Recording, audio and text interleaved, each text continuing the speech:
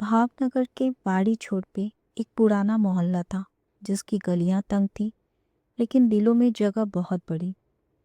इसी मोहल्ले के आखिरी कोने पे दो घर थे, एकदम सटे हुए, जैसे किसी ने उन्हें एक ही सांचे में ढालकर बांट दिया हो। बीच में एक पतली सी दीवार थी जो न केवल ईंट और गाड़े की थी बल्कि रिश्तों की मजबूती और दरारों की भी गवाह थी। इन घरों में रहती थी दो बहुएं, सुहानी और नीरा। सुहानी 55 की उम्र में भी चेहरे पे सादगी और आंखों में अपनापन लिए हुए बड़ी बहू थी। वह घर गृहस्थी में परांगत, संयमी और हर किसी की इज्जत करने वाली महिला थी। उसका पति रघुनाथ जी रिटायर हो चुके थे और अब ज़्यादातर समय मंदिर या गली के पेड़ के नीचे बैठकर बिताते थे। नीरा छोटी बहू 30 के दशक में स्मार्टफोन में व्यस्त, खुले विचारों वाली, लेकिन अंदर से अकेली और खिन्न। उसका पति संजय एक प्राइवेट कंपनी में काम करता था और अक्सर देर रात घर लौटता था। दोनों बहुएं एक ही आंगन के दो सिरों पर रहती थी। खाना एक ही समय बनता पर महके अलग थी।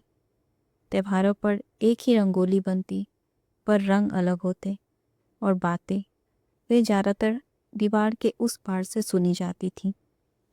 शुरुआत छोटी छोटी बातों से हुई थी। किचन की बत्ती कौन बुझाएगा, आंगन में पानी किसने फैलाया या बर्तन कौन कहाँ रख गया।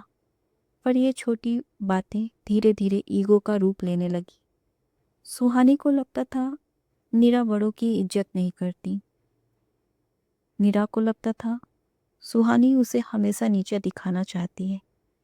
माँ जी अब बिस्तर पर थी और बाबूजी खामोश हो गए थे।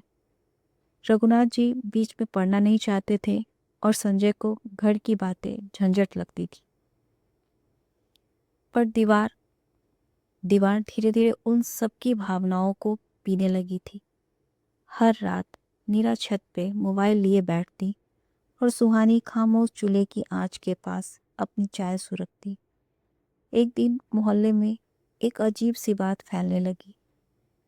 किसी ने बताया कि पुराने जमीन का रिकॉर्ड मिला है जिसमें लिखा था कि टैक्सेबल के किनारे वाले इन घरों के नीचे किसी अंग्रेज अफसर ने अपने समय का खजाना छिपाया था। शुरुआत में सब हंसे, लेकिन फिर बातों में गंभीरता आने लगी।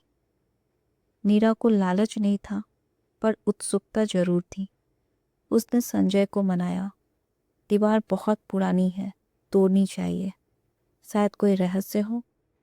संजय ने बात टाल दी पर नीरा ने खुद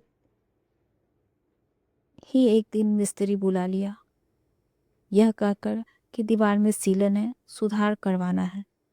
सुहानी को जब पता चला वो भड़क गई। बिना पूछे ये कैसी मरम्मत, ये हमारा साझा हिस्सा है। बातें तेज हुई, मुंह से कड़वे शब्द निकले और रिश्तों की दरार और गहरी हो गई। उसी रात नीरा की चीख ने पूरा मोहल्ला जगा दिया। वो पसीने में भीगी हुई बिस्तर से उठी। कोई था, दीवार में से किसी ने मुझे देखा, वहाँ कोई है। संजय ने समझाया कि वो सपना था, पर नीरा की आंखों में डर था, गहरा डर। दूसरी ओर सुहानी को भी कुछ दिनों से रात में दीवार के उस पार से फुसफुसाहटें सुनाई दे रही थी। उसने सोचा शायद नीरा कुछ बोलती है, पर अब उसे भी अजीब लगने लगा। दोनों औरतें अलग अलग समय पर उसी दीवार से डरने लगी थीं। एक दोपहर जब घर में सब बाहर गए थे, नीरा अकेले दीवार के पास गई। दीवार की एक ईंट ढीली लगी। उसने छू के देखा, वो हिल रही थी। उसने हथौड़ा लिया और धीरे से ईंट निकाली। भीतर अंधेरा था, लेकिन एक डब्बा रखा था, पुराना, लकड़ी का। उसी वक्त सुहानी भी वहां पहुंची। क्या कर रही हो? उसने पूछा। नीरा ने कुछ नहीं कहा, बस डिब्बा बाहर निकाला। दोनों औरतें उस डिब्बे को खोलती हैं। उसमें था एक पुराना फोटो, रघुनाथ जी और उनके पिता, और एक खत। खत में लिखा था, बेटियों, यह दीवार मैंने अपने हाथों से बनवाई थी ताकि तुम दोनों के बीच दूरी ना हो, बल्कि सम्मान की एक रेखा हो। इस दीवार के भीतर कोई खजाना नहीं, पर मेरे विश्वास की नींव है। अगर तुमने इसे तोड़ा तो घर बिखर जाएगा, पर अगर इसे साझा तो यही दीवार तुम्हारा सहारा बनेगी। तुम्हारा बाबूजी, हरिनाथ प्रसाद। वो खत पढ़ते ही दोनों औरतों की आंखें नम हो गई। वो दीवार जिसे वे अब तक दुश्मनी की प्रतीक मानती थी, अब एक पुल बन गई थी। धीरे धीरे चाय की महक अब एक ही केतली से उठने लगी। बच्चों की हंसी दीवार के दोनों ओर से गूंजने लगी। त्योहार पर रंगोली अब साझा बनी और पहली बार सुहानी ने कहा, मीरा, तेरे हाथ की खीर सच में बहुत अच्छी है। मीरा मुस्कुराई। आपके जैसे सलीके से नहीं बना सकती भाभी जी।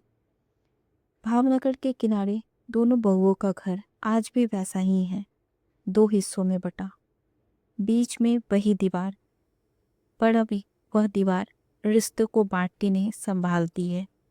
अब वो टाँके वाली दीवार नहीं, भावनाओं की सिलाई है।